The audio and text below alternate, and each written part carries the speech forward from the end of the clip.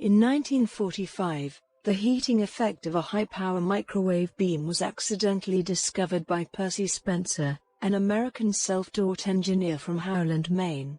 Employed by Raytheon at the time, he noticed that microwaves from an active radar set he was working on started to melt a Mr. Goodbar candy bar he had in his pocket.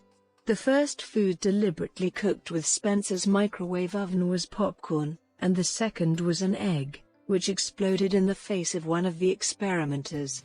To verify his finding, Spencer created a high-density electromagnetic field by feeding microwave power from a magnetron into a metal box from which it had no way to escape. When food was placed in the box with the microwave energy, the temperature of the food rose rapidly. On 8 October 1945, Raytheon filed a United States patent application for Spencer's microwave cooking process, and an oven that heated food using microwave energy from a magnetron was soon placed in a Boston restaurant for testing. In 1947, Raytheon built the Radar Range, the first commercially available microwave oven.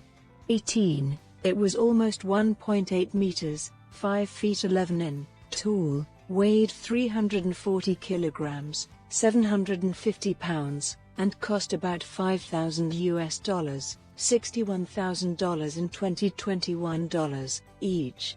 It consumed 3 kilowatts, about 3 times as much as today's microwave ovens, and was water-cooled.